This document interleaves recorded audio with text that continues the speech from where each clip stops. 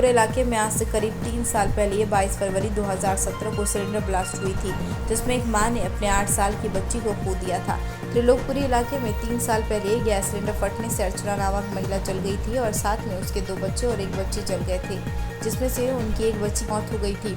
उनका कहना है जो गैस सिलेंडर फटने का कारण गैस कटिंग से हुआ था। अब इस बात को 3 साल बीत चुके और परिवार वाले अभी भी इस घटना को नहीं भूल पाए। उनका कहना है जो गैस वाला अभी भी गैस लाकर देते हैं तो गैस में 3 किलो से लेकर 4 किलो तक वजन कम होता।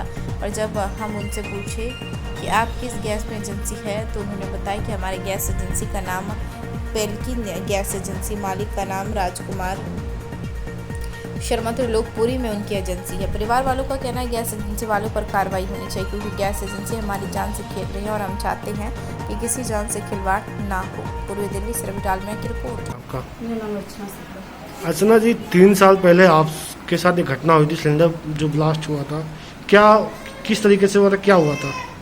सर वही ये लोग 4 बजे सिलेंडर लेके आए, मैं सिलेंडर ले नहीं रही थी। इन्होंने मुझे ज़बरदस्ती दिया, मेरे पास पैसे भी नहीं थे। इन्होंने कहा ठीक है वो भाई साहब आएंगे तो मैं उनसे ले लूँगा। बट ज़बरदस्ती मुझे पकड़ा के गए और मैं ट्यूशन पढ़ा रही थी तो मैंने इतना जल्दी से चेक नहीं किया। जब इन्होंने सिलेंडर लगाया और लगा के बाहर निकल गए, उसी दौरान मैं चाय बनाने चली, बस सिलेंडर लीकेज हो गया और उसमें मेरे 3 बच्चे बैठे हुए थे, मैं थी और ये भी अंदर आ ही रहे थे। जस्ट ये बाहर के बाहर रह गए, मेरे साथ ये घटना घट रही है।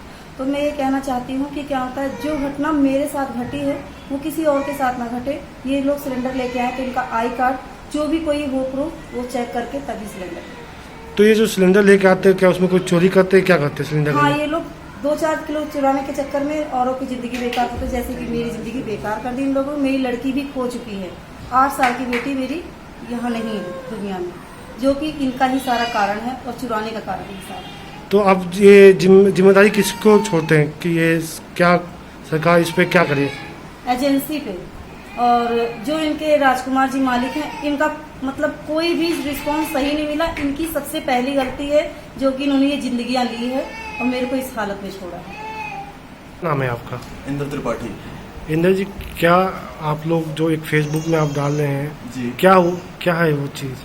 जी देखिए, हमारे यहाँ फेज 3 के अंदर सिलेंडर डिलीवर करने आए, पिछले मंथ ये सिलेंडर कम देके गए थे। मेरे भाई को डाउट हुआ तो हमने मशीन मंगवा के वेट किया। वेट करने के बाद वो 24 किलो निकला। फिर मेरे भाई ने कहा कॉल करके उसे इंस्टेंट बुलाओ। मैंने कहा नहीं, जो चोरी करता है वो बार बार चोरी करता है, अगले महीने फिर कम लेके आएगा। अब अगले महीने जब ये सिलेंडर लेके आए तो मैंने जब वेट चेक किया तो फिर से 24 किलो था। अब मैंने उन्हें रंगे हाथ पकड़ लिया।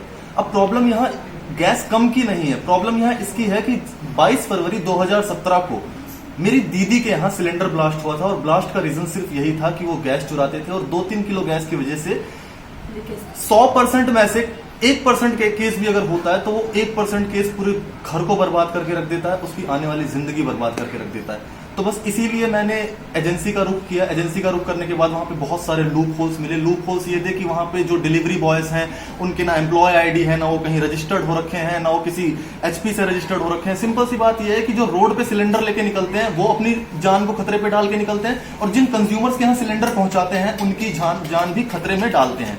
तो यहाँ पे सबसे बड़ा मुद्दा यह है कि जो एजेंसी है वो ना अपने कंज्यूमर्स की जान का कोई परवाह कर रही है, ना अपने सप्लायर्स की जान का कोई परवाह कर रही है। एजेंसी का नाम है pelican gas agency, Mayur Vihar phase 1 और इसके मालिक का नाम है राजकुमार शर्मा। और ये 3 साल से नहीं, पिछले कई सालों से अपने कंज्यूमर्स और अपने डिलीवरी बॉयज की जान के साथ खेलते आ रहे हैं।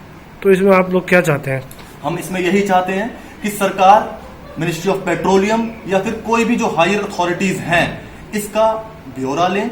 इनकी कंपनी में कितने लोग काम करते हैं, जो लोग काम करते हैं वो रजिस्टर्ड है या नहीं है, और अगर रजिस्टर्ड नहीं है, हम किसी से अगर हमारे घर में डिलीवरी ले रहे हैं, हमने एचपी में गैस ऑर्डर किया है और हमारे घर में जो डिलीवरी बॉय गैस लेकर आ रहा है वो रजिस्टर्ड है, वो कंपनी के थ्रू आया है, वो कहां से आया है, कैसे आया है, हमें नहीं पता। इसके 2 सबसे बड़े नुकसान क्या है?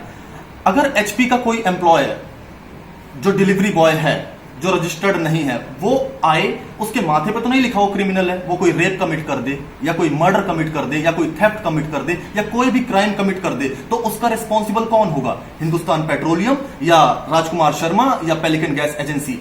ये पहला सवाल। दूसरा सवाल ये उठता है कि जो सिलेंडर लेके रोड पे निकलते हैं, भगवान न करे उनका एक्सीडेंट हो जाए, उनका हाथ चला जाए, पैर चला जाए, उनकी जान चली जाए, उसकी रिस्पॉन्सिबिलिटी कौन लेगा? Rajkumar Sharma, pelican gas agency या हिंदुस्तान पेट्रोलियम?